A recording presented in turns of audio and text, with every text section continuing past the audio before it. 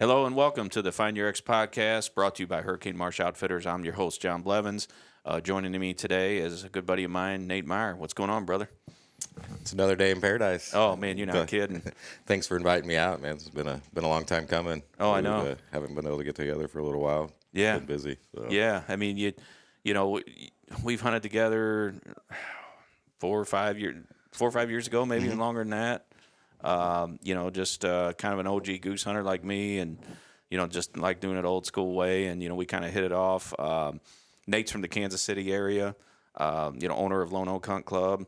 So we got together, shot some geese, and been talking over the years. Hey man, we got to do this again. And finally, we're gonna try to make it happen today. Man, we got a big warm up coming. I don't know if they'll start today, but I hope they do. We got the boys up on the platform, keeping watch. So we'll see. It's any time. Yeah. I mean, we're just days away from breaking loose. Unfortunately, Missouri season closes on Friday. Good thing about being Kansas City, we have Kansas just on the other side. I know. And we can go another week, and man, it looks like it's going to be special next week. Oh, you guys are gonna. Oh, it's gonna be so good. I'd love to come out with you. And that's been the story of my life. You call me, hey man, it's getting good. We're on our way to NWTF. It's just that's the way it rolls. So, but yeah, we're gonna try to make the most of it. We've been burning them this week. I know you guys had a good shoot yesterday too. Yeah, not as good as what you guys did the other day. That's incredible. 12 bands, man. Man, yeah, if y'all haven't been following the social media, man, probably the hunt of my life if I ever see it again. I mean, it's just unreal. I mean, it was a good day regardless. We were just finishing birds and crushing them, and had a group come in, came up, rained 12 out of it. Nobody saw any bands on the way in. I mean, nobody yelled band. I mean, they were starting to land in the decoys. Trevor called the shot. We jump up. We start dropping them. And I get out to get Rip, who's our 9-month-old pup. And, man, I was going to start picking them up. And then somebody's like, geese, geese, geese. So, of course, we're starting to run back. And Trev's like, hey, man, we got so many out here. And there's a few running and everything. So we want to start picking them up. And so I sent Rip on one. And him being a young pup, he goes to the one moving, grabs that, and, then runs to the next one. And so Trevor's out there, and he's helping him out. Trevor's a lot lighter than me and a lot younger. So he chases one down, shoots it, and it's banded. And we're like, oh, that's cool. And then Rip brings one back. Hey, this one's banded. And then all of a sudden, everybody's piling out, man. So, that long story short, we had 11 bands, and we're sitting there. Everybody's just like beside themselves. We can't believe it. And there's one goose about 300 yards out towards the road. And it's snow cover out there. We had one laying there. And Trevor's like, you think Rip will get that? I was like, yeah, I'll try. And I lined him up, and he saw it, that dog, all the way to it, coming back with it. And everybody's like, this is going to be nuts if this is banded. And he's coming in. You see the leg doing this. And he's like, oh, there's no band on that. And I reached down, pull it up, and then everybody saw it. I mean, it was just mayhem. So, yeah. Cool stuff. That is awesome. Yeah. And it's crazy what bands will do to turn a mood around in a blind. Oh, quick. man. I mean, it's, just even a bunch of geese. We talked about, turkey hunting and everything going from zero to hero in a matter of seconds. And, I mean, we were having a good shoot, but, I mean, that there made the whole season. We went, and just like y'all, I think we went through a rough period right after Christmas where it warmed up, and then the geese weren't really doing what we wanted around here. Then it got super cold. I mean, our geese were sitting. What were yours doing? They were flying in the evenings a lot. They weren't trading much in the mornings. They kind of got concentrated. I don't know if it was hunting pressure early on in the season. After that, we got that big front in Thanksgiving, and there was a lot of guys were having a lot of success. I try not to hunt them until after Christmas, and yeah, they got on places and got in flight lines that were going into city or into the fields that you can't hunt and can't get underneath them, and yeah, it was just tough. January was a rough stretch. Usually it's my favorite month to hunt, and it was just I know. Miserable. You just knew you're going to get your butt kicked every day. I know. You keep hoping it's like one of these days it's going to turn around. Yeah. No, not today. Yeah. Oh, it was the slowest January that we've ever had. And you know what? We're in 40 right now. I mean, it's extravagant. It's probably a little overkill, but I tell you, it's comfortable. And, we just challenge ourselves, hey, what can we do next? And so we built this, and man, it was on fire right after. Usually we don't hunt that early either, but there were a lot of geese here. We had some good weather, and day after Thanksgiving, we were shooting them all the way to Christmas. And I hate to say it, but man, I got complacent. over the years. It's We easy. got this pit and 2 other pits that we do really good out of. I quit chasing them in the fields. And being who I am, that's hard for me to handle, And finally, we get like, hey, boys, it's time to, put the boots on and let's go. We went out in the fields, laid with them when it was cold, and we started getting them. Yeah. Sometimes that's what it takes, Yeah, going from a pit to layout is a huge jump in comfort. Oh, my God, you're not kidding. I mean, it's that, no matter how cold it is in here or outside, you're never cold in here. We got food. That was the whole premise of building these things was, if your belly's full and you're warm, you're never going to leave. And sometimes, waiting them out, that's what kills geese. Yeah. There's a lot of times at 11 to 1 o'clock, especially if you're hunting water, when they get out of a feed, and it could just be incredible. Or you get some birds moving back up or moving down, depending on what part of the season you're in. You just never know when one's going to show up out of the heavens and just crush. And you're like me, you're a water nut. Oh, I love it. There's no other way to. I mean, if that was the only thing I had to do, that would be the one choice I'd make, would be just shoot them over water. Oh, It's just low ponds, sleeper shell rig, big floater rig, and they just heat it up. And the way they react is way different in the field. Oh, yeah. Yeah. You shoot them close. Oh, yeah. Just to tell you how it goes, I mean, the other day I was sitting out here by myself, came up, I guess it was after we had that snowstorm. Nobody was like, man, I'm not going to come up. And so I got up here by myself and scouted, couldn't find any geese. And I thought, man, did I, make a mistake? But you know what? I'm here. We're running out of time. Went and set a spread by myself. Was out here maybe 2 hours.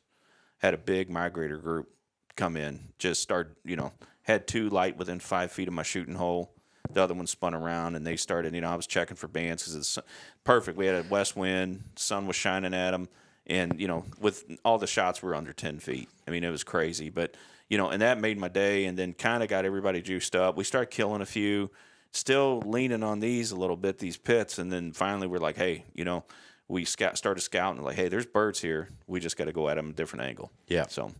Yeah, and it is tough. Layouts are not fun when you get old, and like when I'm running clients, like it's just not going to happen. You get guys coming from the south, they want those heaters and A-frames, but at the same time, they're kind of sacrificing a little bit of the quality of the hunt if they want to actually get out and have a better shot at it. And you can get away with it in the middle, but when the snow's on, it's even harder because I don't have snow covers on it. It's a pain. They get so dirty trying to run them with A-frames, and people put them in the trailer, just get covered in mud. And it's hard to keep them clean, but yeah, it's tough running edges sometimes, especially when they get later in the season. They've been seeing that all the way down. Sure. It's like, what's the next thing coming after A-frames? How are we going to hunt? I don't know. I mean, I remember when Final Approach, Ron Latchall came out with the lay-down blinds years ago, and man, everybody was like, wow, there's going to be nothing better. And I mean, we shot so many birds in those things, and then it just seemed like birds started getting used to the humps. Mm-hmm. And then, the other day, and we've done it before, but it's still just hard to believe. We threw an A-frame up 2 nights ago, and we're finishing geese close. Mm-hmm. I mean, we looked at it. We put it at the edge of a waterway and had a terrace just to the downwind side. So, and we took the shovels and we threw some snow on it. The field it was mostly snow covered, but there were some bare spots here and there. And I mean, we disappeared. And when the birds are finishing like that, they're not suspecting anything. No. So, it's a hard one. Even though we've done it several times, to sit there and think, oh yeah, we're just going to throw this big A-frame up in the middle of a flat field, but it works. And sometimes I think the more A-frames you have, it's almost better. Oh, 100%. Compared to 1 versus 4, there was like, well, this looks like a long line. But if you blend them in and look at the terrain and know what wind you need to be able to get out of and break that, so you're not silhouetted, you can finish them close. Yeah, and the big thing I found, and I don't know, heard somebody talking about this on one of their shows, but if we can, we try to make sure the sun's kind of shining on us. Mm-hmm. So that shadow, the shadow's behind you. So if you can keep them birds out in front of you the whole time, that's one tip. If I got to tell you, if you're doing it, keep that shadow behind you, keep the geese out in front of you. It's going to be a lot better. Yeah, shadows on the field, not even just on the blind, too. Whether in the morning, starting off, especially if you're like running a sleeper rig, mm-hmm. and even on ponds, is if you get that shadow first thing. I've noticed it too. As soon as I start to get the light on it, it's like a light switch. Sure. And same thing on a field. If the wind's right, but you don't pay attention to where the sun's setting and how you're hunting it, and you get shadows on it first, and the rest of the field's still in sunshine or got golden hour on it and it's still lit up, they'll want to key in out there and short you. Right. I've seen that happen a bunch. But yeah, shadows are another huge thing to pay attention to and getting off your decoys and making sure. And a lot of guys will run them real close to the A-frames and not want to run the tip of their spread way out there, and they think they're going to short you, not realizing they're going to come to the mast and the calling. You just set your rig at 10, 15 yards from you. They're not as tight as you can finish them on the water, but you can still get them into 20, 25, and it's over. Oh, yeah. I mean, that night we had decoys out over 100 yards away. We had family groups just, I was looking at geese using these fields, and there was, the snow was starting to come off, and so they're scattered all over.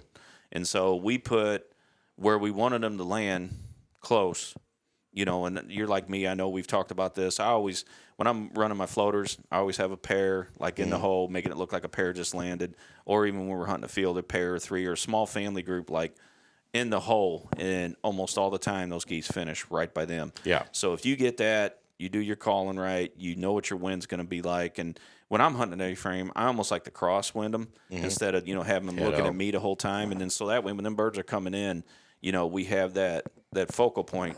But, man, there's decoys. We had them up 100 yards upwind. And so they got all that to concentrate on, so they're not even looking to the side. And but I don't know. That's what works for us and worked for us the other night really well. Yeah, it does make a huge difference. I think snow goose hunting gave me that confidence to run those way out there. Yeah, and you can't bulk them. You got to keep your small family groups, 2s, 3s, and just slowly run your lines back to where you want them to sit. And then I usually run 3 or 4 uprights and a feeder or 2 in front of them, like they just landed and they're starting to catch up into that mass that's in the front. Right. With it. But yeah, they're going to go to wherever you're heavy with the decoys typically. Because unlike the snow geese and the honkers would typically land downwind, or what them snow geese, they're always wanting. They're so greedy, and they're constantly leapfrogging each other and everything. And you ever seen live snow geese feed? I mean, they're moving. They're moving fast. They're moving really fast. So, but yeah, just stuff that's adapt and change throughout the season. It's what you got to do to stay in them. It was big. It was good for me to go back to that this year. Like I said, I got a little comfortable, but sometimes you got to get out of that comfort zone. For sure. Yeah, it's easy to do. We've gone to a lot now. I used to run ice rippers nonstop and have giant holes open. And then I've started noticing my area that everybody's starting to catch on and doing it. And now I've just gone to running like a little hole, or I'll just run, especially when we got good ice, just run the sleeper rig right on an ice. Over a pond. When I was younger, growing up, I was blessed to grow up in the days when Southern Illinois had all them geese and everything. And, there might have been some people back then that had figured out, hey, you know what, I got a boat down at the lake, and we put a icy, ripper, or back then it was just a regular old boat de-icer or whatever they called them. And, a few people started figuring that out. But for the most part, we were young, didn't have that money. We just lay right on the ice with them, put a big 747 shell or whatever over your chest and, just lay out there with them. To think that we're complaining about laying in a nice lay-down blind the other day with all the, the advancements in clothes now.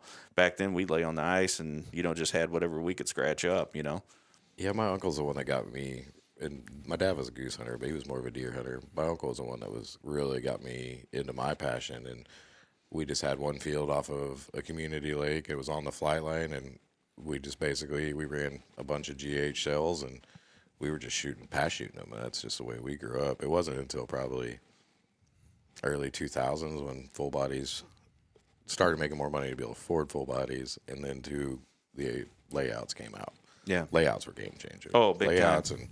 and full bodies, and I can remember I only had a couple dozen full bodies and a couple dozen sleeper shells when they came out, and layouts, man, they ate it up, and then they started catching on, and then A-frames came, and that was like once you go to that, it's like going to a pit. It's hard to go back. It's comfortable, and run your heaters and get spoiled cooking them.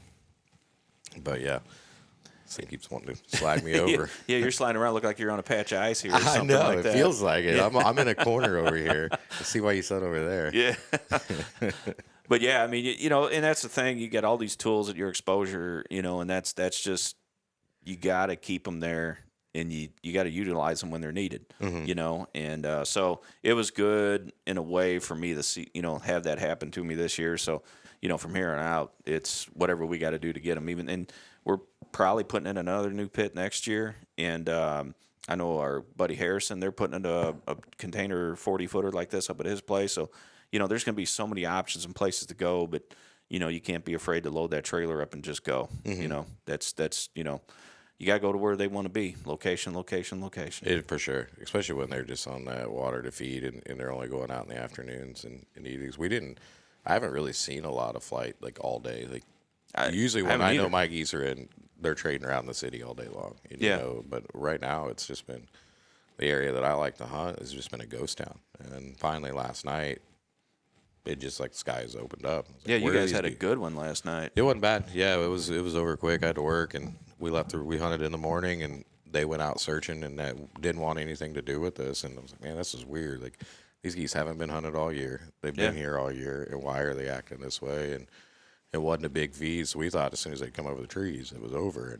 And they come over, wouldn't even look, barely honk at us, wouldn't crane when you get on them, and look back at us, and then they just kept going. I was like, well, if you guys want to come back this evening, I knew I was coming out here. I was like, once you said you were hunting, I was like, oh, I've got time to sneak out for a little bit. I was like, I might not be able to help pick up the rig, but we'll see what happens. And yeah, I got out there probably 4 o'clock, and they'd already had a group work, and their hide, the sun was directly shining in those blinds, and they had some holes, and when they cut some cedars, and then after that, it was the next 3 flocks just bunnied up. And they were big flocks and finishing close and landing all over. And so it was a lot of fun. It felt good finally to win. We'd been beat. Yeah. That was a long 5-day stretch that I went on. I was like, hey, do I still know how to goose hunt? Oh, yeah. Man, it starts playing, you know, makes your mind play tricks on you, you know. Hey, what am I doing wrong? What am I doing this and that, you know? And, you know, I got into that spell last turkey season, you know, was getting close. And, I mean, just not – and I'm thinking, man, do I not sound like a turkey? You know, what am I doing wrong? You know, and then boy, it just switches like that. And then kind of the way this goose season went, you know, I mean, I was like, man, you know, where are these geese? I knew they made it down, and you know, they just got in their pattern, and you know, like you said, they were, you know, our birds are just flying the last, you know, hour or two.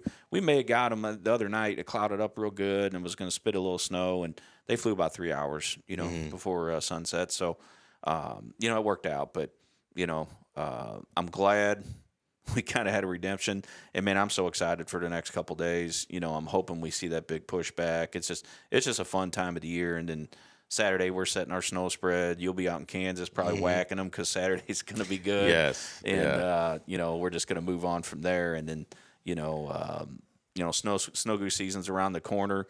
We've had a tough go up here. I mean, you know, a lot of people, the snow goose population isn't what it used to be. You know, I think they said they were about 25% of what they used to be. So we had like 3 years, we just didn't do nothing here.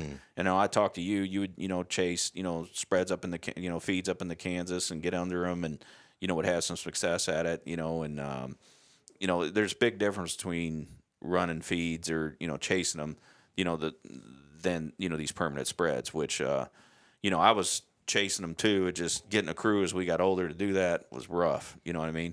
That's kind of where I'm at now with it. It's so much work to chase those feeds, and the time and effort that goes in to do it. It's just like, I'd rather take 4 bad days and then catch them on a good bounce back when they're coming up and migrating heavy when they're right. And those days can be pretty epic too. Yeah. I mean, when you get under, you know, these big spins and you know, it just got to a point, like I said, my crew was getting older, I should say, and you know, it was just easier to say, hey, you know what? We'll take a whole day, set a spread, and you can show up 10, 11, 12 o'clock, come down here, hunt for a couple hours, shut your pit hole, and then go back into your truck and go home. And so it started making a lot more sense to just do that. So that's what we were getting into. And, you know, it worked out for a while. And then, like I said, we had a rough 3 years, but we're going to set 40 up this year and hoping it works out. So flight lines, like the way they come back up through the state now has changed a little bit too. I think with some of the power plants shutting down, we don't see them as far west as sometimes they would. And, really? The area on the river that we like to hunt, it's not the same as it used to be. I mean, usually you would start out, there would be 500,000 there. Really? And then now it's you'll be lucky. I know a lot of guys. There was a couple of guys outfitting down there, and they pretty much pulled the operation and just moved from it. But yeah, they it's crazy how much they can change over the years. It's even with this year. I was beginning to wonder because normal roosts that are just totally jacked with honkers are just empty, right? And searching, and they're in areas where either they're staying in the city and just eating grass in whatever parking lot they want, or going into stuff now that's just in city limits that you just can't get on, or it's big corporations that own it that are ready to develop. And it's just tough. It's not the same as it used to be. Yeah, and that's one thing. I mean, if anything I've known about goose hunting over the years, you have to adapt. Because, I mean, when, and I talk about this a lot, I mean, I don't know if you got the experience. I mean, you probably got the experience Swan Lake and all that up in northern Missouri when they had a lot of geese, but southern Illinois was just, it was unreal. I mean, it's hard to explain unless you've seen it, but no one ever thought that would go away, and it did. So you either just drowned it in your sorrows, or you went and found them, and that was it. We just changed our ways of doing it, and we've constantly keep changing. Till the resident goose has changed goose hunting big time.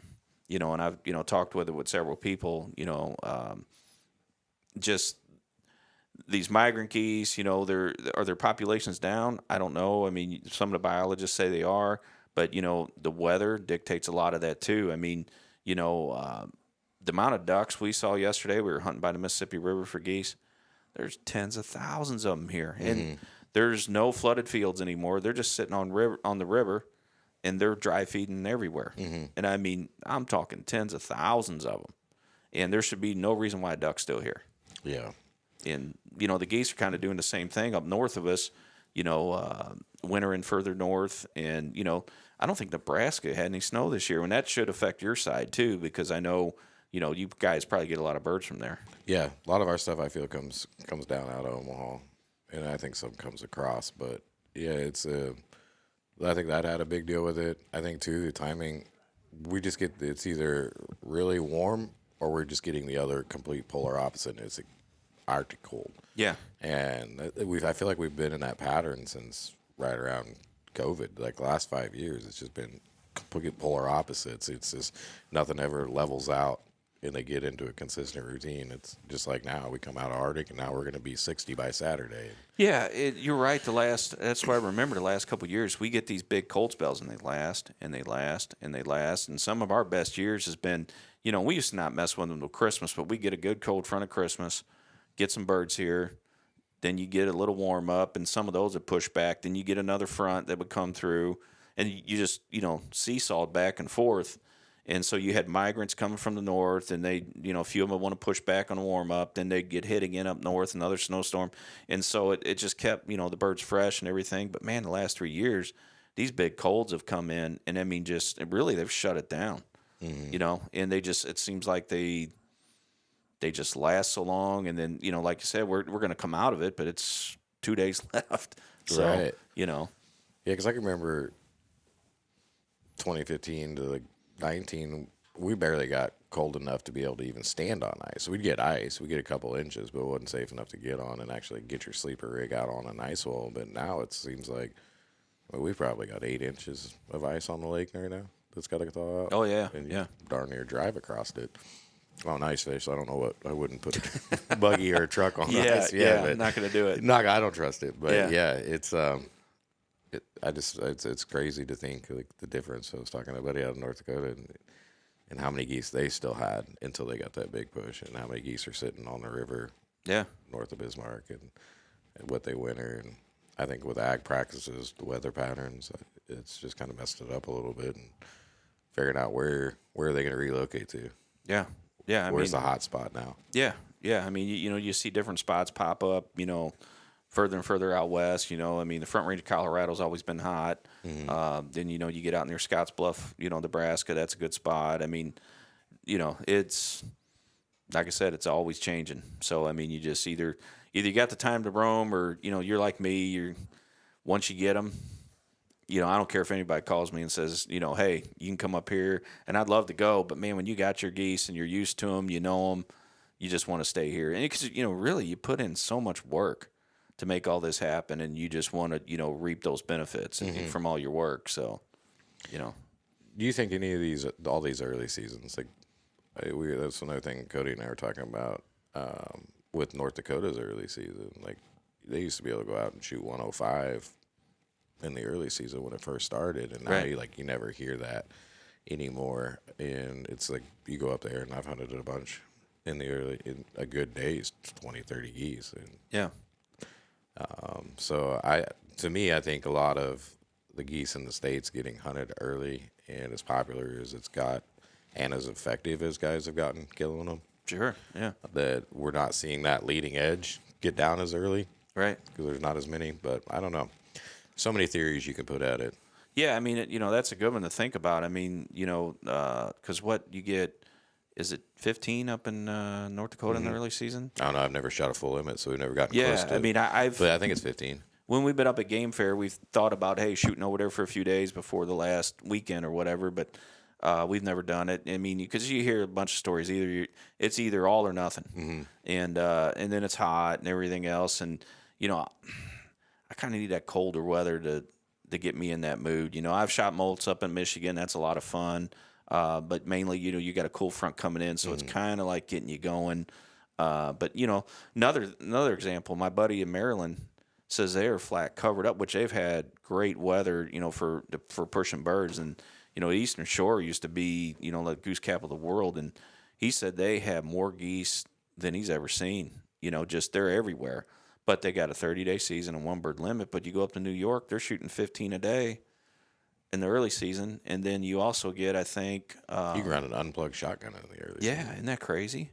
I never thought you'd hear about that for honkers. But, I mean, I don't know. I mean, they set these seasons, and I guess they got resident, population control. But I think that does have an effect for sure on, these birds migrating south. And, are you getting them early enough? But, there's a lot of people in Maryland who are pretty aggravated that, hey, their neighbors in the north can get so many. And, but they're saying, I guess, the birds that winter down there, I guess they're trying to protect the more northern nesting geese that do have that migratory instinct. And, there's a big difference now between these migrant birds and all these birds that are raised in these states on golf courses, industrial parks, irrigation lakes like we like to hunt, and because anytime you do any kind of new construction now, you got to almost build a waterway, to displace all that water from, to place all that water you just displaced.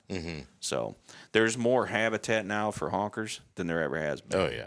So, and they're very adaptive. And it's crazy how much they key in on just eating grass. Oh, yeah. Like, I'd rather hunt them over grass than in ag fields. Well, and that's what kind of killed us there for a while because it got warm. And you go into town where they couldn't get hunted, and all day they would just walk right out of the pond and just feed in the grass all day long, and they would not fly. And, that kind of killed our goose hunting for a while. I mean, because if you can't get them to fly, you can't go hunt them. That's just the bottom line. But, that's part of it. I guess that's nature's way of ensuring that year after year after year, these things could be around for us to hunt, and sometimes you got to take a punch, and we took a punch there for a while. Took a few punches. We about got knocked out. It was getting pretty hairy for a little bit. Yeah. Then I'm hoping it changes here the next few days come up. Yeah. We've got a good one for tomorrow morning that I'm excited to get back. Good deal. Got a couple calls on, and once everybody in that area, once people know where you hunt, they're like, "Hey, you got geese." I'm like, "Yeah, I know." Yeah. There's a reason why they're there. We're letting them sit. The weather ain't right yet to hunt them. And Sure. Everybody. That's another thing. A lot of guys don't realize is you got to know when to go get them. Right. And they're not going to leave if they're comfortable. They'll stay there for a while, and then waiting for the optimal, ideal conditions to hunt that field. And sometimes you don't know until you've hunted a field a few times or have had something a long time when those days are. But yeah, just making sure you have the right wind, shadows are right, and not just going just because that's the only geese you got. Sure. And you chap them up and then burn them, and you don't get them, and it's like, I wish we would have waited. Oh, yeah. Pulled the trigger too soon. Yeah, when I first came out and hunted with you, you guys were filming, doing stuff for HW back then, and we hunted you. You had a hot spot there at Lee Summit, man. That was nuts. Killer pond. And Jeter was my pup at the time, so that just tells you how long ago that was. my buddy Garrett was like, hey, the guys from HW said that, they're, filming a show, and, they had a good morning, and they wanted, some more guys to come out so they could, film this afternoon. And so we went out there, and I mean, it was just lights out. I mean, but, the amount of geese you guys had, like, so where we're from, here in this more center part of the state, we got birds, but it's like not comparable to what you guys had. And, and I was kind of like out of sorts because, when we get there, shooting for a camera is totally different than just going out with your buddies and say, hey, let's just go shoot some geese, because I remember I got there and you guys are like, hey, they have to be like centered right here in front of the A-frames. They may be over here, but we're not shooting them. They're going to be right there. Yeah. And so the first few bunches, I'm like, these are like less than 10 yards hanging off my side, and, they let them go. And then finally we get some centered up. We, get into them. And I'm out there with Jeter running them, and, he's doing his thing. I think we picked up 2 or 3. And then all of a sudden, like, hey, guys, geese, and I'm running back. And you guys are like, just sitting here like we are now. Like, nah, man, it's good. And I'm like, no, like, there's 25 of them. They got their feet down. They're coming. And you guys are like, nah, man, let's clean them up. We don't want no dead birds in the next frame, this and that, And for me, I was just like, where we're from, you see a bunch of geese, man, you better get ready. I mean, our big thing is we try to do it in 2 bunches, 3 at the most, just so we conserve our geese. And then, a lot of guys that have hunted with me, if there's more than 25 or 30 in a bunch, they don't even get their hand near their shotgun because they know we're probably not going to shoot at these. Yeah, we're going to let them go and, get a smaller bunch later, hope some of them sit and the rest of them take off, and then we'll maybe get those up and get those. But, yeah, that was just different, But we ended up having a great hunt that day, and, that's where we kind of hit it off and everything. But it's, no matter where you are, you gotta know your birds and know what they're going to do, and can you do that and get away with that? So yeah, that spot, you're in between a couple big roosts, and you just know you got a lot of geese to come, and so everybody wants to get in a panic, and that's when accidents happen, dumb stuff. I get worried. Because a lot of times back then we were running guys I didn't know. I mean, it's pretty much, hey, can my buddy come? He wants to get into goose hunting. I'm like, I don't, man. Then I was hunting a lot. I wanted to see how big of a group I could get away with hiding and still have a successful hunt. And filming hunts, that definitely like upped my game as far as learning how to set a rig to be able to get those birds to finish perfect in front of the frame. Because to me, it was like, everybody wants to rip on people. The camera kind of does lie a little bit. You really don't understand how close they are and to how hard it is to flock after flock put right in the hole and how many birds we have to pass to have it. So when we have a really good day on film, I mean, we probably could have been done 2 hours before that. Sure. If we were just buddy hunting and shooting them. But, yeah, that got me to the point where now it's like, if they're not feet down or landing a bunch of them, and I just rather just watch them. To me, it's like landing them, and some people, like clients, I just let them rake heads. Yeah. Well, a lot of them are not good shots, so it's like try to save your geese as much as possible. Like I said, we try to mostly if I'm running with a group of guys that know how to run a gun and know how to hunt. Yeah, 2 to 4 flocks, you're done. Right. But clients, you got double that. Oh, yeah. And go through it, and it's painful, but then it's hard to watch, man. At the end of the day, it's like, they pay you to come and hunt, and you can put on the show, and that's all we were known for doing is we're just going to give you a show. Like, that is, you can't kill them, your job for today. If we get too far into it where we've shot into a bunch, I'll just call it. Like, man, I hate to hurt your feelings, but we got a long season ahead, and I can't just let you go into it. If you can't kill 3 geese and I've landed 100 on the water, we need to revisit some things. Yeah, maybe you go shoot some, skeet or something before, some sporting clays before you come up or something. But they get so excited when you see a 10-pound goose hanging at 8-10 yards, getting ready to put his feet down. I mean, that's the easiest thing in the world to hit, but. I think it's just the excitement and the rush gets over. Like, I still get the white knuckles man. On their hands when you look over and see them grabbing their gun. Like, when's he going to call it? Like, how much closer can we get them? Yeah. Or if you let them where they don't quite sit the first round and you let them slide off and then they spin back around. We had one yesterday, and I could look down and see those guys were like, why'd you do that? Like, we could have pounded them. And they flipped right back around, centered up perfect, and sat down. And it went from shooting 2 or 3 geese to knocking 7 or 8 out of it. Man, and that is the pressure, but the experience that comes with that, out of my group, I usually call the shot, and I'm sure with you guiding, you do too. And, just over the years, you tend to get to be able to read those things to know, hey, can I give this pass, or can I give them one more time? And I think they're good. But, it's just reading them, are they calling excited? Are their feet still down? What is their temperament? And, because that's the whole goal. And that's what I like. I'm just like you. I like them feet down, just doing their thing. And, it's the chess match that you're playing with them. And, hey, that's checkmate for me. The shooting's secondary for me. Mm-hmm. First and foremost is finishing. That's it. Yeah, that's what my enjoyment is. And I just love how vocal those big birds are. And coming over water, especially get a pair or just a single big gander just coming in and just moaning. Oh, yeah. Man, there's just nothing like it. And, yeah, that's what I live for on it. And it's just sometimes it's easy. Like, people get caught up in the numbers, and it's like they're just not that fun to pass shoot anymore for me. I don't need to have a limit picture every time I go out. To me, I want to make sure even if we just kill 3, that all 3 of those were dirty. Yeah, done right and everything else. And it's crazy where, when you're younger, and I get it, you're just wanting, and we were there too. You go through those stages. It's kind of like your growth as a hunter. You start off not knowing it, and you're just excited to pull the trigger the first time. Anything within 40 yards, 60, it's getting ripped. It's getting shot at. Yeah. And then you just kind of slowly progress to where my enjoyment now, it's like, I want to get after them.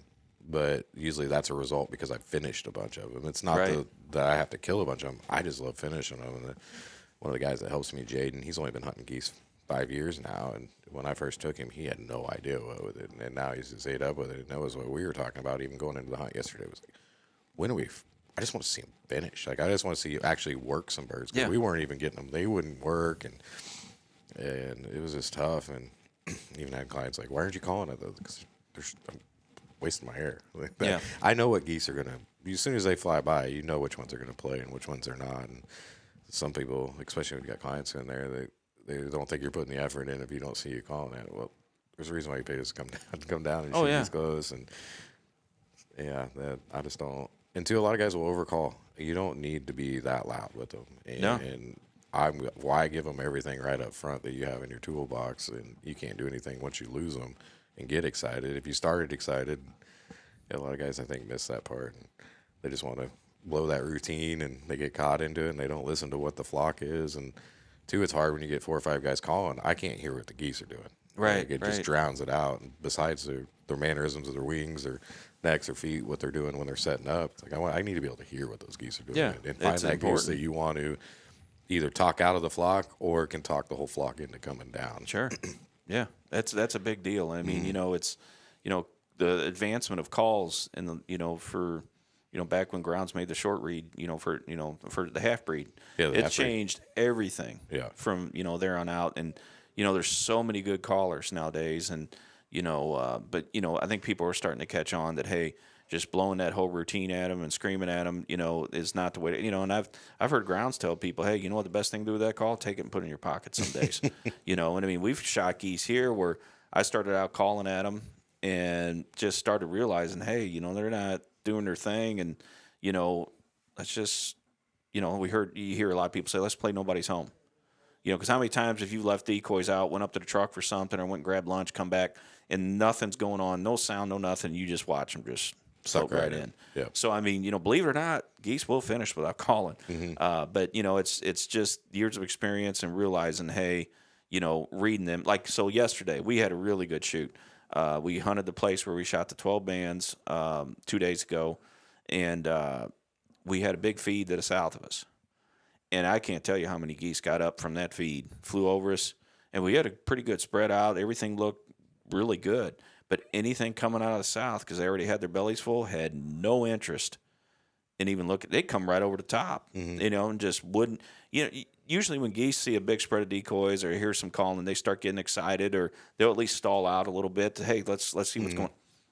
Just kept pumping the whole way, just wings full.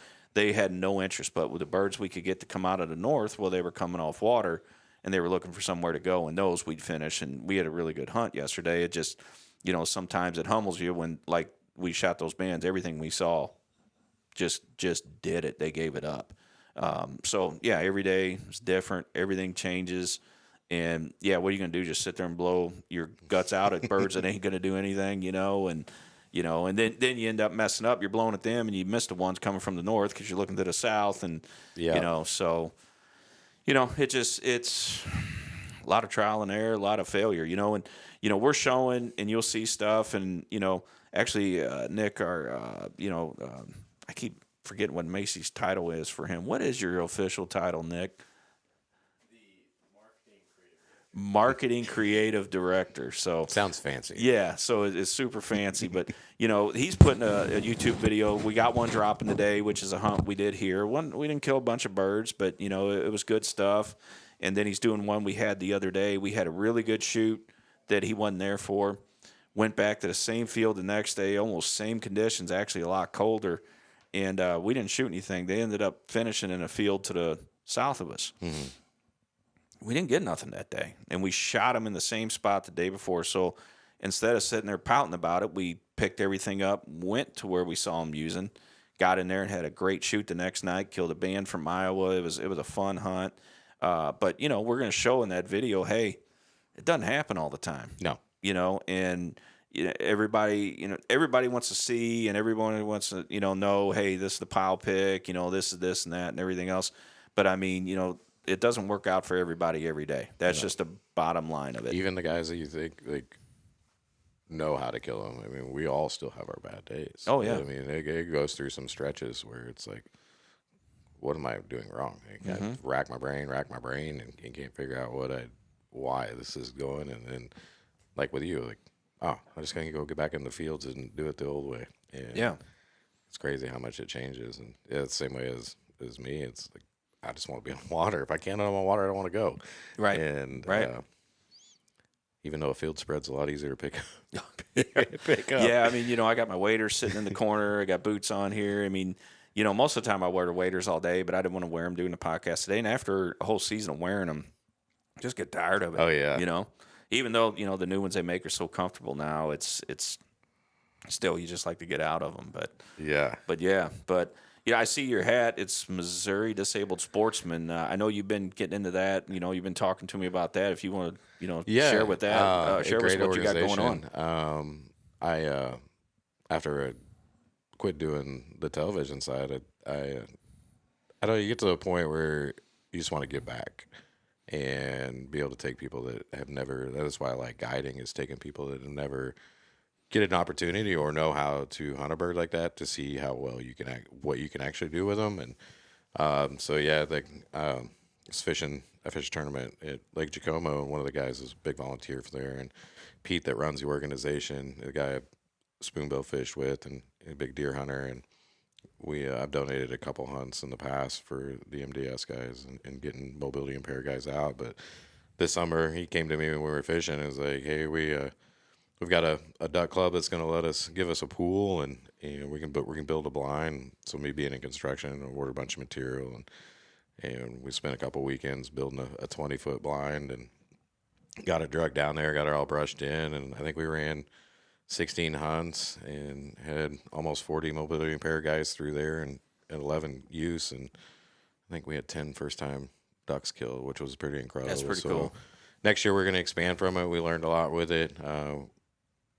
The duck club, obviously, with the first time with any type of relationship, you don't know what to expect and how it's going to be perceived. But yeah, it's just fun seeing those guys that I remember a goose hunt I'd done a couple years ago, and it was one of those days where it was good and then warmed up, and then all of a sudden we hit a brutal front that morning, and it was Christmas weekend, and I had a family Christmas that evening, so I couldn't hunt the afternoon. We sat that morning and nothing flew, and I was bummed because it's like, especially with those guys, you want to put on a show because they've never seen anything like that. And guy pulled me to the side afterwards. He's like, man, I can't thank you enough for this morning. I was like, man, this was not that great for us. And he's like, it's been 15 years since I've been able to get out in a goose jump, since I've been in a chair. And wow, he's like, I felt like a normal person today. He's like, you don't know what that meant. So that just gives me that warm and fuzzies and doing it for so long on the television side, and seeing how the outdoor space has changed from once you're on the outside looking in to once you get in, it's completely different. And being able to get back is the big thing, and taking kids and mobility guys is awesome. And we shoot 2 ducks, and they're happy. Yeah. And it's getting back to that and realizing it's not about the just having to put piles down and the pictures and keeping up with the Joneses on what else is going on who's doing what. And it's kind of like a pissing contest, and it grew old for me to that side of it. Like, I want to fly as low under the radar as I possibly can, and and do my things. From you start losing spots because people know where you're at, and they see your truck and trailer and see you coming and going, so they start snooping around. But yeah, it's that side of it is I'm looking forward to seeing where that goes, and as we grow that out. And they do a lot of the deer hunting and turkey hunting stuff as well. They put on a giant doe hunt up in Macon. I haven't been up to it. It's always goose season, so it's hard to get me out. Yeah, it's hard to get away with it. But yeah, it's a big deer camp that they do, and they got a bunch of landowners that open up their farms to do some doe management, and everybody's like, man, it's like a good old traditional deer camp. So it's awesome that they're being able to do those opportunities. They're partnered with MDC. I think we have 8 track chairs that we're able to get out in the field. Oh, really? And put them in if we're hunting. So, but learning how to adapt what an able-bodied person can do to be able to get somebody in that's mobility impaired, especially in a chair, you got to really rethink your strategy on getting them in, and just adds another layer to it, and being able to provide those comforts that they not used to having, or didn't think they could do it. And so that's always a challenge, and it's been fun seeing that. I'm excited to see where that goes with it. But it's not that we take it for granted, but we just feel like this is something we can do every day. And you get caught up in, like you said, sometimes, you do get caught up in keeping up with the Joneses and everything. Other guys are shooting them, you're not. You're like, man, what's going on? Mm-hmm. And, these guys are just tickled to get to be there, back for the genuine way that you and I started. I mean, I don't think we killed a goose, me and my uncle, my brothers, for the first 2 years we went. But, man, I was so excited just to get to go. Yeah. And then when we finally got one, it was something else. And I remember when I went out on my own, started shooting them myself, killing one goose was, oh, man, I did something, And, it's – you don't want to, lose that. And, for these guys, it's a big deal. And it's awesome that, you and these other people, put forth this effort to get those people out. Mm-hmm. We had a hunt a while back. A buddy of mine, his brother got paralyzed in a motor vehicle accident. And I had taken the young man before he went goose hunting with us. We killed some geese, and we killed a band, and, he got that band, and he had this accident 3 days later. And he was paralyzed, and, I was just kind of tore up about it. I hate to see – I was a firefighter. That's what I did. So I saw a lot of that stuff, and, just knowing what it does, and especially, the passion this young guy had for it. And I was like, gosh, man, you feel for him. And then, his brother's like, hey, we got a warm day coming. In our other pit, it's not technically on the ground, but it was, you can kind of come in at ground level, and he was in a track chair. And he said the big thing is he can't regulate his body heat, and so, you and I throw some Sika, bibs on or whatever, something warm, and, we're good, but so we found a day that was going to be almost 70 degrees. It was on a reverse, we got coming up, cross our fingers, hopefully. And we had a south wind, and the way those geese got to come over, they got to come over the top of that pit to hit the water in front. And we just left his lid open, and he was able to sit there and just watch them geese, and they were floating over the top that day. And, it was a cool day. We ended up killing a band that day, and it was so neat because, it gets everybody excited and everything. And then, what me and my buddies do, we typically just draw for them, and unless it's like, hey, you shot, there's no big deal. But I remember Jeter brought that bird back, and I looked at it, and everybody just looked at me and says, hey, let's get that in the Peyton. And so – it meant a lot to us. We were able to get him out, and, we had big smiles and everything. And, so it's great. A lot of guys, you guys are taking out probably vets too that, gave it all for this country. So, you kind of feel like, hey, I'm giving back for what they did, So, it's a big deal. It is. Need more of it. Like I said, it's kind of gotten caught up in that rat race, the influencer side of things, and I don't know if it's our generation, like the older guys, like we didn't have that type of media to consume when we were learning how to do it. I mean, right. now like there's so many YouTube videos and there's some good stuff out there to fast track how to do it, and you don't really need that mentor or that guide to take you or figure it out on your own. And so I think it's just like success comes so quick, and then you just get that taste, and you kind of lose out on the fellowship side of it. And that's kind of where I got with doing the television stuff and where everything went. It was just I got to the point where I just started being negative. Like I wasn't happy with it. It just wasn't filling a void, and some other stuff going on in personal life, and it just finally I started going to a men's group in my faith and started becoming a believer. And like that's when I started analyzing everything in my life. Like where is the direction I need to go? Right. And that was when I was like, man, I need to part ways with it. The great guys just hunt different. Just got different priorities, and I don't want to be a slave to a sponsor. I don't want to have to do everything a certain way, wear a certain thing, and I want to do my thing and do things right and enjoy it and get back to the fellowship side of it and doing it, because I mean there's some great conversations. You forget about it. Like, yeah, we had some awesome geese finish, but sometimes like, you have some moments talking to some guys, they're in a funk. Yeah. And so to have a good group of guys that you hunt with and to be able to have those types of conversations. As men, we just sometimes we're so used to just lace up your bootstraps, tighten them tighter, and bottle all that stuff in. It's just like probably you being a firefighter, you being a vet, like there's stuff we did, and sometimes it's hard. Like you put it in a shelf, and until you really start to look into that trauma and understand what it is doing and why you're acting the way you do. And now that's where I'm going with the hunting stuff. Like I put everything on pause the last couple of years, and I don't know what direction I want to go with it yet. I've been brainstorming some stuff and like how to do something different that's not offered out there to be more on the men's mental health side, to be able to get us to be vulnerable again. I mean, that's how you truly lead, is to be vulnerable and not have that ego. And I'm just over egos. Yeah. Oh yeah. I hear you, man. It's and yeah, he is the reason for the season. He is the reason why we were here. I'd say thanks to him every night for, providing me with a healthy family and, the opportunity to get to come out and do something like this on a daily basis. I mean, I'm truly blessed. I mean, my whole life I've been fortunate enough, I've gone out and sought jobs where I could be in the field every day. I may have lost a lot of sleep, but, kind of thing. And, just so grateful. And, this Canada Goose has shaped my life. 100%. I owe so much to it. I mean, it's, it sounds weird that you would owe so much to a bird, but I mean, the camaraderie, the people I've met and everything has been centered around goose hunting my whole life. And, met some great people. But, you're right. Sometimes you got to take a step back and realize, hey, what's the real important thing here?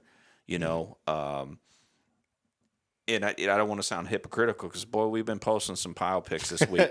But, we've been getting together with good friends and everybody and just going out and having fun. And, I remember, early on in the business, I mean, we're just selling a brand here. We're not sponsored by anybody. And I've always said, if you see me shooting something, using a certain decoy, using a certain call or that's what I like. And no one's telling me I have to use it or you have to use it because we're throwing money at you. That's, and I hope I continually to always stay that way because, I feel like no one controls me. No one tells me how I have to act, and, it's just the way we want to be. And, at Hurricane Marsh, we, Sam, Macy, Nick, I feel like we're all spiritually grounded people. We realize why we're here, and we want to pass on, him through us. And that's huge, especially, I mean, I'm new to my faith and being a believer, and I think that was like one of the hardest things, probably the most isolated I've been in the last couple of years, because I didn't have that group of people to expose to it. And as I went through some stuff and found that and started to find Christ, and seeing and reading and getting in the Word every day, and like, when I'm not, I don't feel right. And it's crazy how much when you start looking into that and stuff you're missing out on. And then too, it's like, I can tell I used to be pretty high strung, like it has to be this way, and now it's like my patience when it's come to co-parenting with my daughter's mom, to the way I handle situations at work. Like, I'm a totally different person with it, not the old person who I was. I mean, it got to the point where I didn't like the person I was looking at in the mirror when I'd wake up. Man, it's tough when you don't like yourself, you know? And your heart was wrong. Yeah. That's what it was. My heart was in the wrong places, and I was seeking self and not trying to glorify him. You know, once I started to slowly change it, I'm still in the infancy stage. I'm crawling, but I've definitely, more I lean that direction and fully surrender, the changes and paying attention to what's going on. Amen. It's been good, and it's one thing coming down to talk to you and talking with you. It's watching you guys grow, Hurricane Marsh. I mean, when you guys first started, it was just some hats and some T-shirts, and it's been, I'd always admire what you guys do and the way you've stayed grounded with it and humble, because it'd be so easy to go ego. And I think that's why I was drawn to you, because those are the type of people I seek out. It's like, we're all good at what we do. We wouldn't have made it this far with it, but going at it with an approach of looking out for other people and leading by example, a good example, because there's so many people I've met that, like I think it was you that just said it the other day. It's like, don't ever meet your idols. You're going to be disappointed. Man, I tell you, it's I'm a firm believer in that, and you're right. Some people get so caught up with it. Most people are just normal people, but some lose track because they're not living for him. They're living for who these people are thinking that they are. And, when you stay grounded, we all put on our shoes one at a time, most of the time, I think, that's just the way it is. And, these idols that, people have, go out and be that person yourself. Make that dream come true for you. Don't live through someone else. If you live through anybody, you live through Christ. There is no doubt. And if you do that, everything else is a walk in the park. Oh, 100%. People have said, "Oh, aren't you excited?" We do all these shows and we meet a lot of cool people. And like, man, you're hanging out with so isn't that cool? I'm like, the only one that I'll ever be impressed when I meet him is my Lord and Savior Jesus Christ, and I will meet him someday, and then I will be truly humbled. That gives me chills. Yeah, that's what it's about. And I think this industry just needs to step back and look at it. Everything gets pushed by corporates and sponsorships, and it's cool until you start running products and they break, and you got people spending their hard-earned money on stuff that's junk, and you're out there promoting it. Yeah, it's like you gonna. That's stand why I love. that? Yeah, you got to stand. No, I wouldn't. That's what got to me. It's like, man, people go out and buy stuff because they think that's what you need to do it, and it's like, no, I wouldn't use that if I didn't have to. Right. I can't really tell you that because of everything else involved, and it's just kind of misconception, and everybody thinks it's make a bunch of money doing it. There ain't much money to be made in it. Right. I mean, you can do decent, and provide, like, it just depends on what you want out of life, but.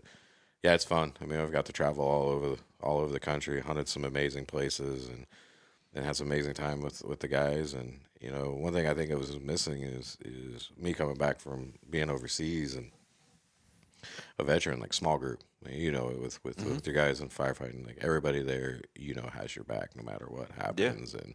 And so I kind of always I spent a lot of time trying to fill that void, and for a long time, like the show did, because it was intimate. We spent a lot of time on the road and hotels and just experienced a lot of God's glory of what He's created for us to see. And I kind of forgot what direction I was going with it, but yeah, I once I started doing the group at church and started connecting with those guys, and you really find who your mat carriers are. Oh, You yeah. got guys that when you're in a funk and dealing with depression and stuff going on and trying to figure it out, when the Lord breaks you, he breaks you. And it was just kind of weird how I even ended up where I was at. And, but man, I wouldn't change it for anything. And two, it's, yeah, I don't know where I'd be if I had with what I was going through at that point to here today to be able to sit here and have a conversation with you and be able to take my mask off and not be afraid of who I was. And it's not the person I am now, but it's part of my story and that change. And I hope the outdoor industry starts to see it and change a little bit, because it's not headed in a good direction. Yeah, I mean, there's, what you have to take into account is, I always take into account, we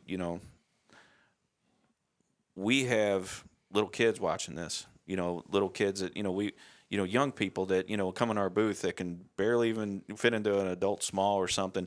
Now we got a lot of used stuff. So, check that out on the website. If you got little kids, we got, polos and shorts and everything just like Dad does now, so they can all match and, all that kind of cool stuff. But, I want them to be able to look at us and be like, you know what, that guy doesn't need any of that stuff. And I'm just a person just like them. Okay. I mean, I don't drink. I don't smoke. I've never done a drug in my life. About as clean as I can be. Well, my dad was a drill instructor in the Corps, so there wasn't much leniency for anything. When Dad said do it, you did it. And that's just the way it was. But, I want them kids, and I don't want to be any kid's idol. I just want them to say, hey, you know what? That guy at Hurricane Marsh is a pretty, upstanding guy, believes in God, does what he should, yes, ma'am, no, sir, yes, sir. I mean, respects people. Mm-hmm. I want that image. I mean, that's who we are, mm-hmm. And you don't want to ever get caught up in all this. I mean, I heard somebody say, man, that old man thinks he's pretty cool posting a picture of 3 geese and his dogs like he did something. I did do something. I had a day with my 2 dogs. We killed a limit of geese, and some of those days are more memorable. May not be as memorable as the 12 bands, but right. But that's once in a lifetime deal that happened there. But it's not all about shooting limits all the time. Even though we post stuff, but we're just we're just showing the times we have with our friends and everything else, and all that. But you want to get to that point in your life to where you're happy with who you are, you're happy with what you're throwing out there, and that anybody of any walk of life can look at you and say, hey, you know what? I have some respect for that person. Yeah. They're living right, and we'll always stay that way. It may sacrifice this or that, we may not be as cool to this person or that person, but you know what? I'm all right with that, Yeah, I'm not out there to please everybody. No. I just want that, the same thing, like having my daughter, like that changed my life and gave me I think that's when I truly started to feel purpose. And then you start looking at everything you're doing. It's like, what is she going to think of me when she gets older and sees what kind of impression am I making? And am I leading by example and leading by my faith and staying grounded with that? And that's what's really pushed me in developing her. And she's a treat. She just turned 5, and she's probably seen more things in the waterfowl and the deer and turkey space than people 3 times her age. And oh yeah, we had a hunt turkey season this last spring. My dad's getting older, and he's not very mobile, so we got to hunt a ground blind, and I got to be able to drive right to it. And luckily, my uncle's got a pretty city spot that's outside city limits, and we got set in opening day. He missed a bird. I mean, him and I. And it happens. Yeah, he got excited. I mean, they come in just charging into the decoys, and they got to about 10 yards, and one of them went right into full strut. And he shot right as it went into full strut, got excited, and thought we blew the opportunity. Well, I had my daughter the next weekend, and we went out there and sit in the ground blind. Had 2 come in. And I've never had a turkey get so close to a ground blind. There was a brush pile that I was sitting the blind next to, and they went in between the brush pile and the blind. They were so close to the ground blind, like sitting in a chair, I could just barely see the top of the fan as they went in front of us. Yeah. And they gobbled probably 3 or 4 feet from us, and like watching my daughter laying on the ground, like shake, like whoa, what was that? And Yeah, you can feel it. yeah, and then to be able to double up with my old dad and her That's in the cool, blind man. was pretty cool experience. I thought it'll be a hard one. Got her underneath the snow goose spin in February, and she didn't know what the tornado of geese. Like that's what she said. It's like, Daddy, look at the tornado of geese coming down, and she'd never heard that. I was like, where did you get that from? And, Yeah. yeah, we had a big spin. They listen right to everything you say, man. They do. They're sponges. Yeah. It's sponges. So it's cool watching her. I hope she continues her interest in the outdoors and in that passion that I have. Hopefully it's in her blood. So Yeah, and that touches on I've had a slogan I've always said: "Find your X, make your mark." I mean the podcast is called Find Your X Podcast, and and I don't know if I've ever truly explained it, but what I've always meant by that, the X, where you want to be set up for geese, your favorite fishing spot, and it doesn't just have to be in the outdoors. What I mean by that is find that X, find your spot. And, making that mark as the impression you left on your daughter, making that mark as that memory you and your dad will have forever, making your mark as those disabled sportsmen that you had out that you only shot 2 ducks, but to him and everybody you don't know there, how important that was important to them. Yeah. So that's what find your X, make your mark is. It doesn't matter. I mean, you went to church, you held the door for a little old lady or something like that hasn't had a door held for her in years because chivalry's dead. I don't think it is. There's still some good people out there, but you made a mark on that person. You left an impression on them for that day that hopefully it'll be something that they can, pay forward to, the next person they see. So that's what that means. It's not, hey, you got to go out and kill a pile of birds or catch, a limit of crappie or, shoot a big gobbler or something. It's just, hey, find that spot you want to be in and make it happen. That's what it is. Yeah, that's a great way to put it, because it is. You're just trying to find that mark. Yeah. And not get complacent in life, because it's easy to get wrapped up in the rat race, and sometimes it just takes something to either break you or you just get tired of living that way to make a change. And some people never will, and I guess why we have so many unhappy people walking around, and kindness is dead. Like, you think chivalry is dead. I mean, even just holding a door open for somebody walking into a gas station, it's just like nobody. It's just everybody is all in it for themselves, and we've got to get out of that. Oh, 100%. We are just going the wrong way, and it's even in. I try to help out if anybody ever call me or like run into a guy hunting. It's like, ask questions. Like, I'll tell you anything I learned. Like, there's just not a lot of the mentorship side of it going on. I don't see, and everybody just like, even with some young guys running around, you try to tell them like one thing, like, look, you're screwing up, like you're not gonna have geese to hunt, or in that situation, or they just don't want to listen to you. Like, what do you know? Yeah, yeah, nothing. Don't worry about it. Just keep doing what you're doing. Yeah. Like, your bag of tricks is about to run out, and so it's a tough spot we're in, and being stewards of what we do. It's like misconception with geese. Oh, they're gross. Why would you hunt those, or why do you eat them? And it's like, man, you just got to learn how to cook it. Yeah, I mean, it's one. My favorite recipe that I still make to this day is it's Italian beef recipe, but you just take goose breast, put in a crock pot, jar of pepperoncinis, dry Italian seasoning, and a can of beef broth. Let it simmer overnight. Let it fall apart. Get you some Hawaiian rolls, some pepper jack cheese, buddy. It's right there. It's good stuff. And you talk about, like up on that platform right now, one of my buddies, me and him were on the same crew for years at the fire department. I put my life in his hands. He did the same for me. I got 2 young guys that one went to school with my daughter. I think Jack's actually younger than her. And then, Harrison's just in college up the way at Mizzou and all that. I mean, but, a good friend of mine, his son, and, we got all ages in here, but, everybody's got the common interest and everything.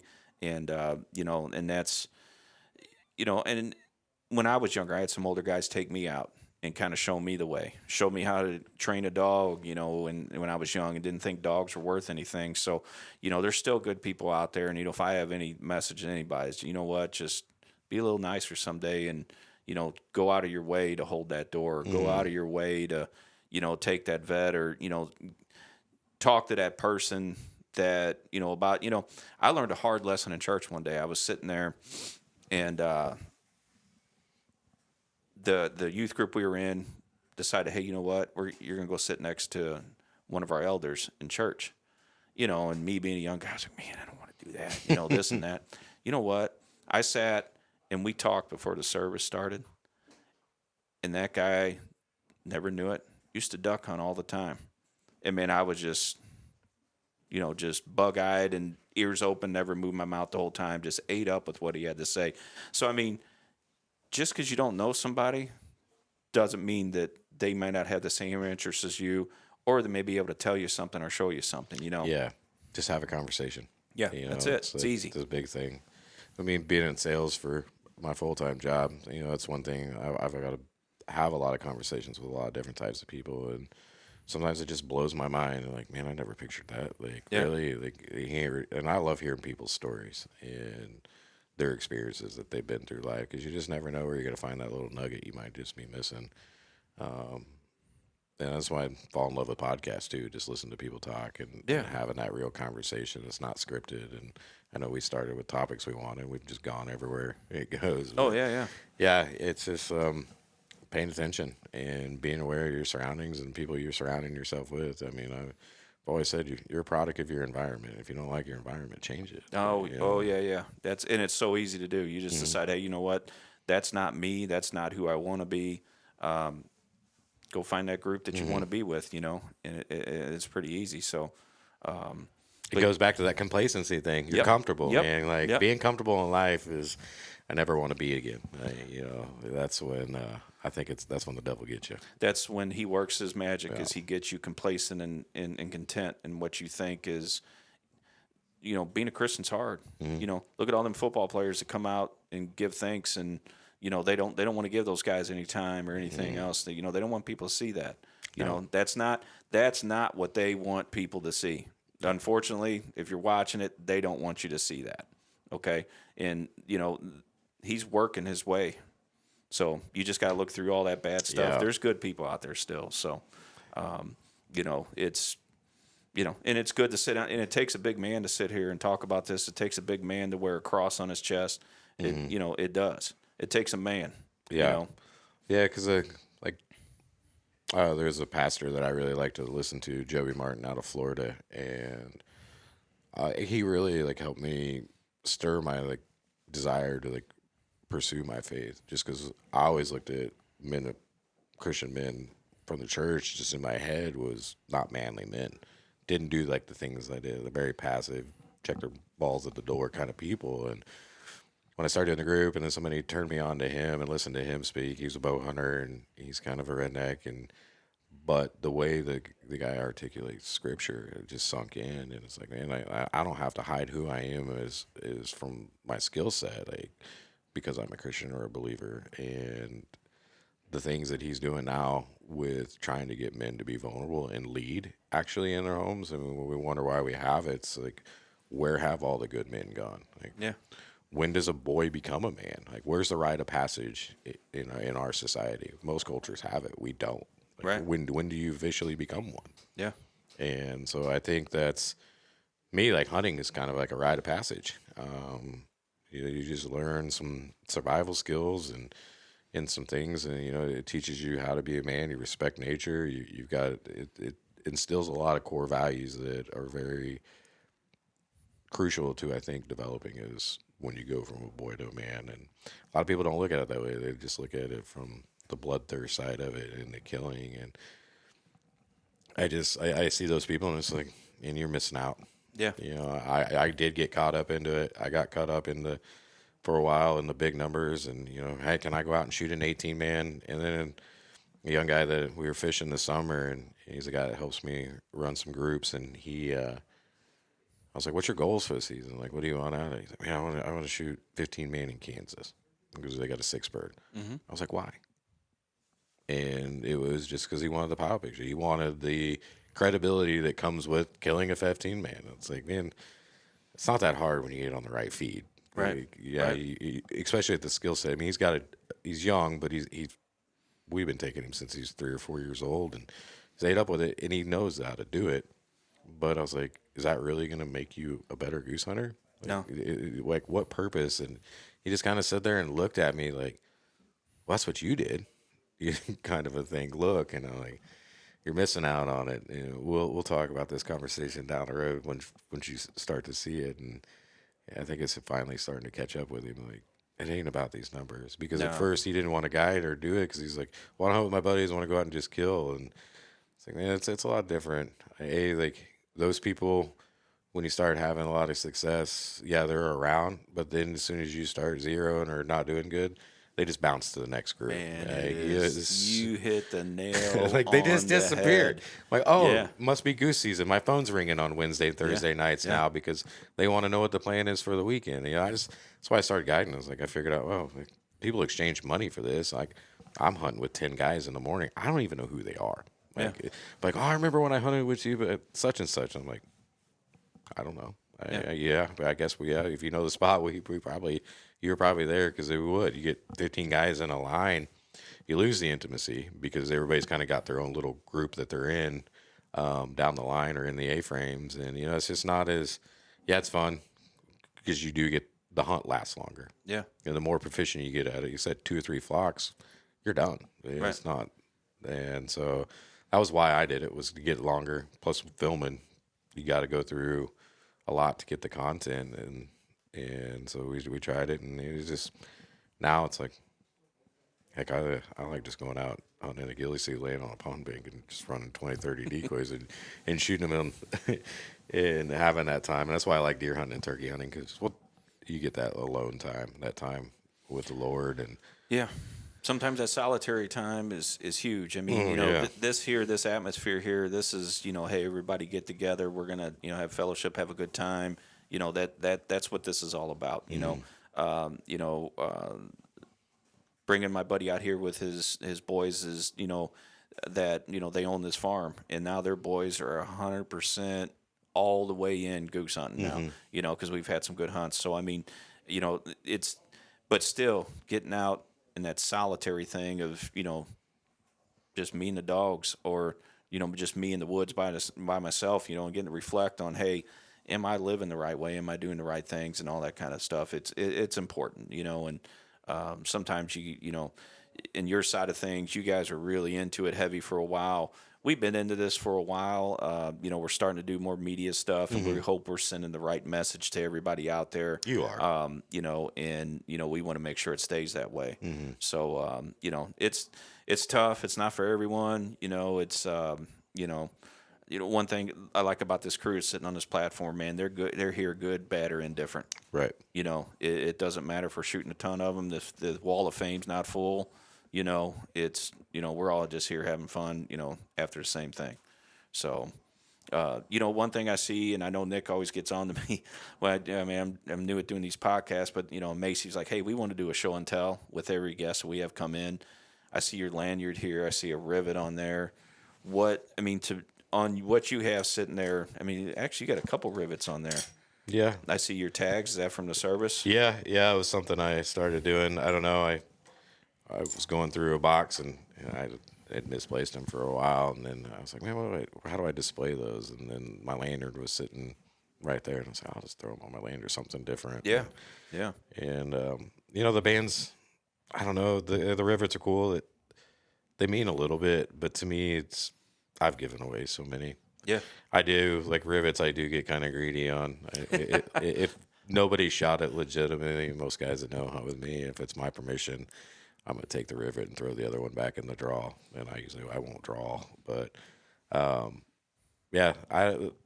the bands are cool. They're fun. I like adding the element when we're hunting small groups, leg checking them, just because it just makes that hunt go longer. Yeah. Not because I want a lanyard full of them. Yeah. With it. I mean, there's a bunch on this one right here. But in no way is this credibility. No. You know what this is? This is luck. Yeah. That's all it is. That bird that came down that day just happened to have that on. Yeah. But what's cool about it is a story that they tell. You know, and, you know, there's some special ones on here that mean a lot to me. You know, I only have one rivet band. That was cool. The coolest one was the other day we shot the 12. I shouldn't say the coolest one, but man, I've been waiting forever. I don't know if y'all can see that. To see a ding in the band. I mean, I've seen them and lost out on the draws on them before, but I mean, so.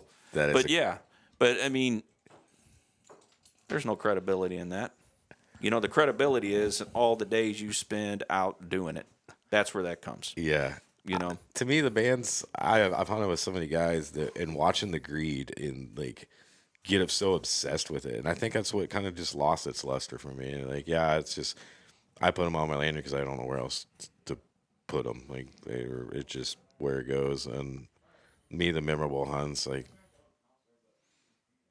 it's usually the flocks that I remember. And I think that's what I loved about filming content was just going back and reliving that hunt through that footage means the most. And have an eye for it. I mean, a good videographer, like I think Field Hundel's probably one of the best I've ever seen. I mean, it's like either that or his brain's wired the way mine is, and it just, when he would do something, he was filming all that stuff for Habitat Flats and all that, and he's really done well for himself. But I mean, he filmed what I wanted to see. And there's an art to that, and having an eye for it. It's just like an artist that paints a picture or that does anything, having an eye, is how they, get there. Terry Redlin. I mean, some of the coolest waterfowl paintings. And he does stuff besides waterfowl. Yeah. But if you've never been to that museum. I've drove by it so many times. I've we've been never in there. stopped. It's amazing. Yeah. Absolutely amazing. Watertown? Waterton, South Dakota.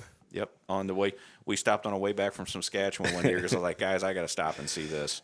Unfortunately, I have not been able to get to Canada. Canada doesn't like my trouble I got into when I got out of the service with my drinking. Yeah. So I've never risked it because it's always like go up there with a group. Like I've gotten the rehabilitation and whatever the paperwork, and it's been 20 years now almost since it. I still I didn't know I need to go, but I've always just been afraid that I'm gonna drive all the way up there and have to turn around and my heart's gonna be broken. I can tell you a story. So when I was at the fire department, a guy that worked at the worked for the county ambulance district, he was like, hey, I know you and your buddies, you got your thing going, this and that. I want to go. I'm going to take my brother and some of my buddies. I don't want to go where you respect. He's like, hey, I don't want to know where you're at. Just help me out. So I went over there and had a meeting with him and his buddies. We cooked some bratwurst and some hamburgers and stuff. And I just said, hey, these are RM maps because back then the Onyx wasn't a thing. Get some RM maps. Just kind of gave him the spiel. And in our group, it was all firemen and cops that went. So one of my buddies, as a police officer, I'd say, hey, I need everybody's social security numbers before you go. I'm not going to steal your money. I'm just going to have Pat, run you to make sure you don't, because if you have anything outstanding, they're not going to let you in. So I told these boys, I said, hey, no DWIs, and I said, you got, you don't know somebody that can run everybody. Make sure it's legit. So they get up there. It's like 2 a.m. They're going through North Portal, and one of the guys has a DUI. And they said, he's not going. And they're like, well, he's in our group. And they're like, we don't care. He's not coming through here. Okay. That's the bottom line. So these guys had to drive him all the way back to, I guess it was, Grand Forks? No. North Portal. The biggest town there in North Dakota. Minot. They drove him all the way back to Minot. And that guy had to leave his stuff, his dog. They took his dog back up because I think he ended up catching a flight home. Mm-hmm. And, it's just, so that's like 92 miles, I think, all the way back to Minot. And then they had to drive back up, and they had a good trip and everything. But, it just, you knew it before you did it, and then, it could have ruined the trip for everybody there kind of thing. So, but, they got it worked out and they had a good time and everything. But yeah, they don't mess around up there. No, they don't. Not at all. It's there's no gray. It's black and white. Either you are or you aren't, and that's it. Yep. So they're just tough lessons learned and everything. So, but that's just the way it goes. But Canada was a lot of fun. I did it for a long time, and met some great people up there. Just with the business, I haven't been able to go back, and so I'm hoping maybe this year, because Rip's a pup and you'd like to get him up there, early and get him on some ducks and, some geese. So we'll see if I make it back. It's a special place. It's if anybody gets a chance, I highly recommend it.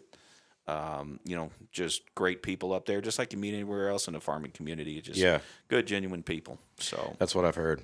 Yeah. It's it's just you're at the front line. And it's incredible. They're fresh and stuff I see. Yeah, they're still got an egg on them and everything else, kind of thing. But it's just it's something you can get start the season off. And I mean, really, if you start in September and you go all the way to spring snows in March. And that's September, October, November, December, January, February, March, 7 months.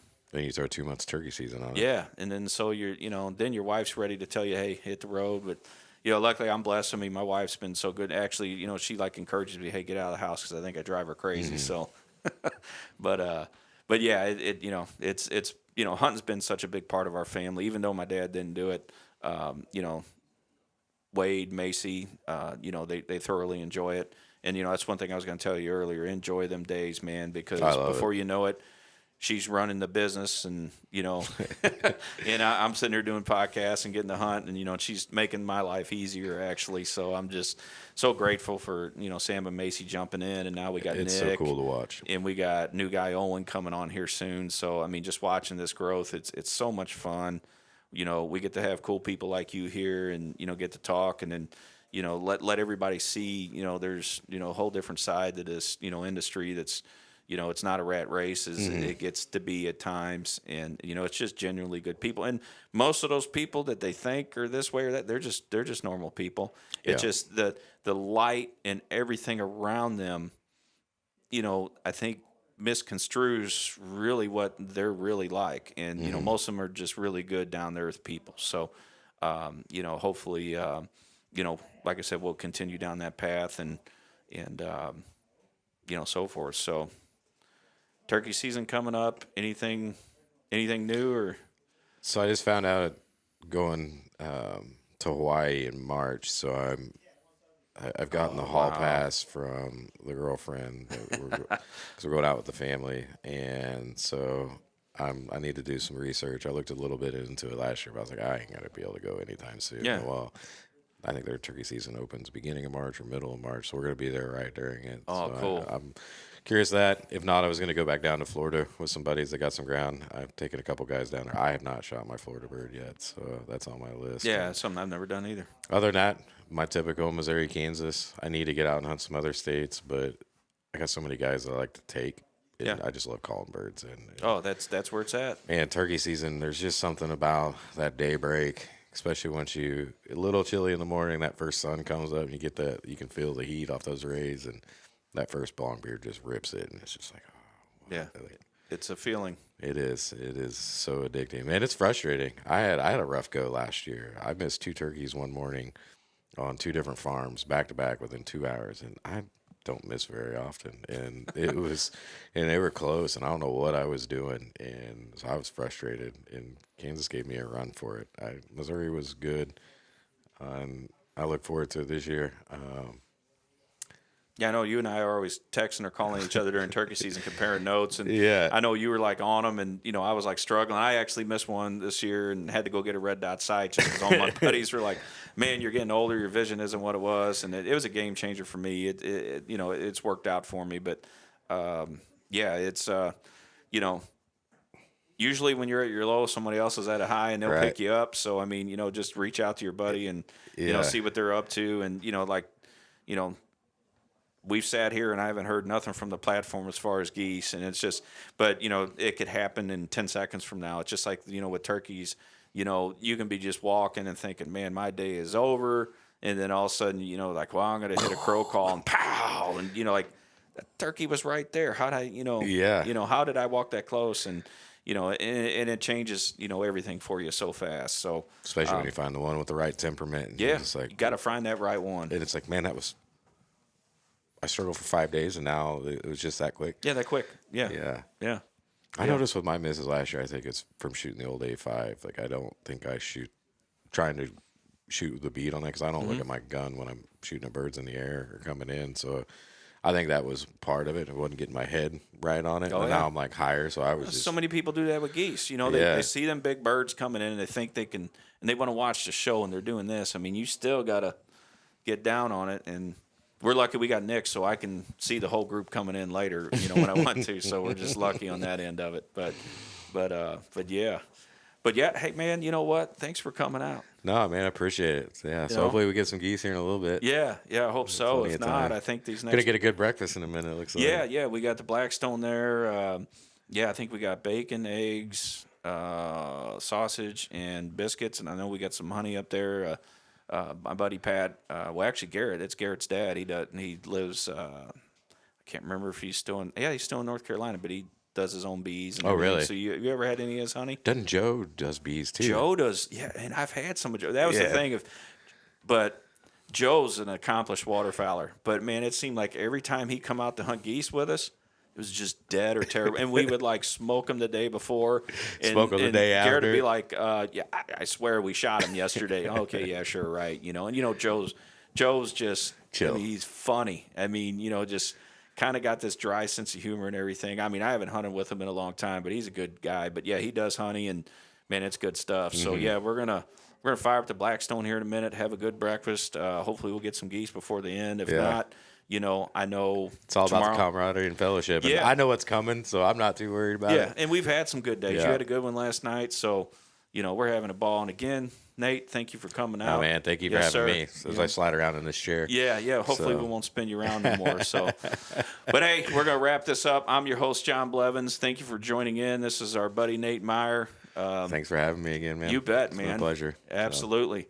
Good luck the rest of the goose season, brother, and good luck to y'all too. Finish it out, and we'll see you next week at NWTF.